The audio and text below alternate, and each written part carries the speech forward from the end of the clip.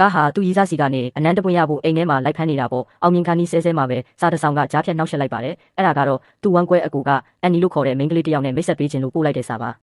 ဓာတ်ပုံတွေကအန်နီကိုမြင်လိုက်ရတဲ့အချိန်မှာတော့ကားရဲ့ရင်တွေတိတ်တိတ်ခုန်လာပါတော့တယ်သူဟာပျော်လွန်းလို့အပေါ်အောက်ခုန်ပေါက်ပြီးသွားရည်တများများတောင်ကျလာခဲ့တာပါအဲ့ဒီအချိန်မှာသူ့ရီးစားကလာပြီးချွန်းနေပေမဲ့လည်းသူဘာတုံ့ပြန်မှုမှမလုပ်တော့ပါဘူးသူ့စိတ်ထဲမှာအန်နီနဲ့အမြန်ဆုံးတွေ့ဖို့ပဲတွေးနေမိတော့တာပေါ့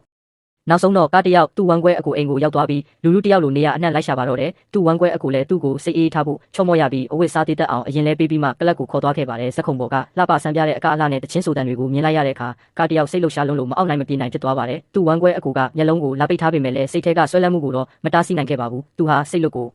လွတ်ဖြစ်ပြီးပြပြတလဲနဲ့ဝိုင်းဝန်းအလိုလိုက်နေမိတာကြောင့် secret နဲ့မီးလောင်မီလို့ပတ်ဆက်ဖောင်းသွားတာကိုတောင်သတိမထားမိပါဘူး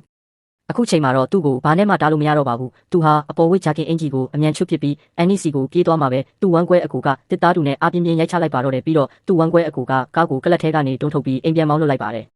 သူတို့နှစ်ယောက်လမ်းခွဲခါနီးမှာတင်ကားရဲ့ရီးစားရောက်လာပြီးကားကိုလာချွဲပါတော့တယ်အဲ့ဒီအချိန်မှာသူ့ဝမ်းကွဲအကူကကားရဲ့ရီးစားကိုမြင်မြင်ချင်းပဲပုံမှန်မဟုတ်ပဲအလွန်မင်းစိတ်လှုပ်ရှားသွားပါတယ်မျက်လုံးတွေပြူလာပြီးအင်ဂျီတွေကိုချွတ်ကာပြေးသွားဖို့ပြင်ပါတော့တယ်ဒီတစ်ခါတော့ကားကသူ့ဝမ်းကွဲအကူရဲ့ကော်လာကိုဆွဲပြီးစောစောကသူခံခဲ့ရတဲ့နီလန်အတိုင်းပဲတူနဲ့ထုပြီးစိတ်ငြိမ်အောင်လုပ်လိုက်ပါတယ်ပြီးမှသူ့ကိုမျိုးထဲပြန်မောင်းလွတ်လိုက်ပါတော့တယ်